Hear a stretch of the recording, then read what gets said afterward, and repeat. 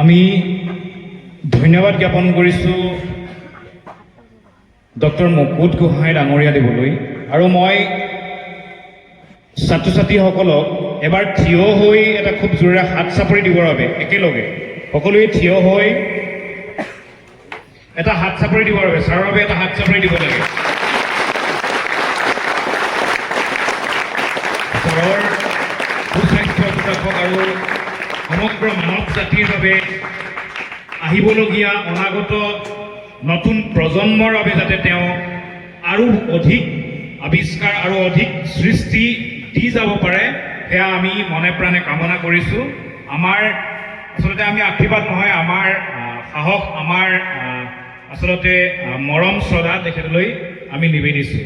তো মই পুনৰবাৰ ধন্যবাদ জ্ঞাপন কৰিছোঁ ছাৰলৈ আৰু তোমালোকক বহিবৰ বাবে মই অনুৰোধ জনাইছোঁ।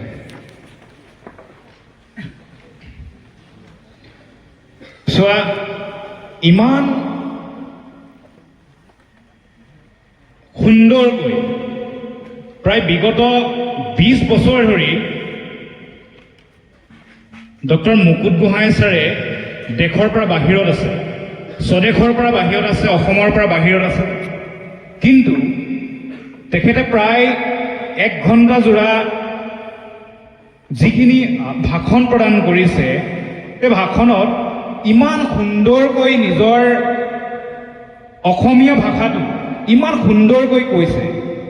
আজি অধিক 20 বছৰ দিন ধৰি তেখেত নিজৰ গাঁৱৰ পৰা বাহিৰত আছে, মাতৃভাষাৰ পৰা দূৰত আছে, কিন্তু আচলতে আমি ইয়াৰ পৰা এটা কথাই বুজিব লাগিব, তেখেত আচলতে মাটিৰ মানুহ, তেখেত অসমক মনে প্ৰাণে ভাল পায়, তেখেত শিপাৰ মানুহ হয় আৰু শিপা ধৰি ৰাখিছে।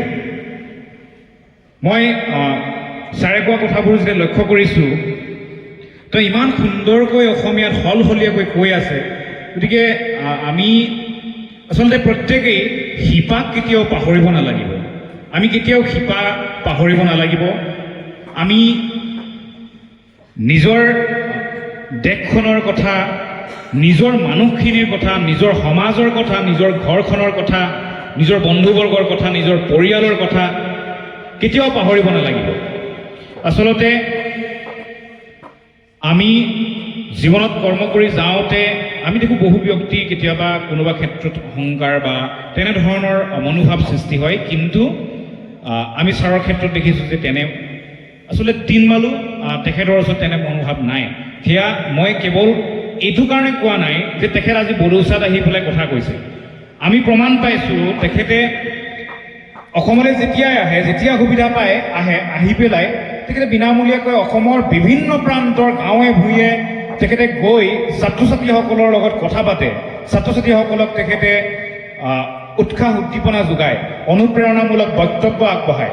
গতিকে তেখেতৰ ইচ্ছা আচলতে যে আমাৰ এই সমাজ ব্যৱস্থাখন কিছু উন্নতি দিশলৈ যাওক, ত্বৰান্বিত হওক, আমাৰ সমাজ ব্যৱস্থাক যাতে বিশ্বৰ দৰবাৰত যাতে আমাৰ এই সমাজৰ পৰা আৰু 2-এজন প্ৰতিষ্ঠিত ব্যক্তি, সমাজহিতৈষী ব্যক্তি আমি যাতে বিশ্বৰ দৰবাৰত জিলিকাই তুলিব পাৰোঁ, সেয়া অহৰহ প্ৰচেষ্টা তেখেতৰ চকুত, তেখেতৰ কথাত, তেখেতৰ ভাষাত আচলতে প্ৰকাশ হয়।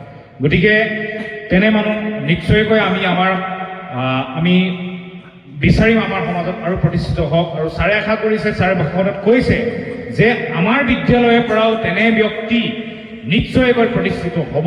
আৰু আমিও আশাবাদী যে আমাৰ বিদ্যালয়ৰ, আমাৰ সন্মুখত থকা ছাত্ৰ ছাত্ৰীসকলে নিশ্চয়কৈ এদিন সমাজত প্ৰতিষ্ঠিত, নিজৰ নিজৰ লক্ষ্যত উপস্থিত হৈ সমাজত প্ৰতিষ্ঠিত হৈ সমাজৰ হকে কাম কৰি যোৱাৰ সেই সুযোগটো লাভ কৰিব। সেয়া আমি ছাৰৰ কথাৰ সুৰে সুৰেই আচলতে মিলাই কৈ গৈছোঁ। আৰু আমি আচলতে ছাৰৰ কথাৰ পৰা মই এটা অনুভৱ কৰিছোঁ, আমি এটা অনুভৱ কৰিছোঁ, নিজৰ গন্তব্যস্থানত, নিজৰ লক্ষ্যস্থানত গতি কৰিবলৈ হ'লে নিজকে এখন বোৱতী নদীৰ দৰে, আচলতে নদীৰ সেই পানীখিনিৰ দৰে নিজকে ভাবি ল'ব লাগিব। আমি তোমালোকে চোৱা, নদীৰ যেতিয়া পানী বৈ আহে, সন্মুখত যদি এটা শিল আছে বা ভেটা যদি তুমি দিছা বা তাত তুমি কিবা ৰাখি থৈছা, নদীয়ে গতি কৰিয়ে আছে, পানীখিনি গতি কৰিয়ে আছে। নদীৰ গন্তব্যস্থান যদি সাগৰ হয় তেন্তে সেই গতিপথ কিছু সাল সলনি কৰি হ'লেও কিন্তু তেওঁ নিজৰ গন্তব্যস্থানত গৈ পৰেগৈ। তাক কোনো বাধা দিয়াৰ কোনো আচলতে স্কোপ নাই বা অপশ্যন নাই। আগত যদি সন্মুখত যদি শিল এটা আছে, শিলত খুন্দা খাই বেকা হৈ গতিপথ কিছু সময়ৰ কাৰণে সলনি কৰি হ'লেও নিজৰ গন্তব্যস্থানত কিন্তু উপনীত হৈগৈ। ঠিক তেনেধৰণে আমি কেৱল মানুহৰ উদাহৰণ বা আমাৰ পানীৰ কথাটোকে মই ক'ব বিচৰা নাই, আমি আচলতে পৰুৱাৰ কথাটো ক'ব পাৰোঁ। পৰুৱাই নিজৰ গন্তব্যস্থানত গতি কৰিবৰ কাৰণে খুব সুন্দৰকৈ শাৰী পাতি, খুব ডিচিপ্লিন মেইনটেইন কৰি নিজৰ খাদ্য সামগ্ৰী কঢ়িয়াই আনে বা সেই স্থানলৈ গতি কৰে।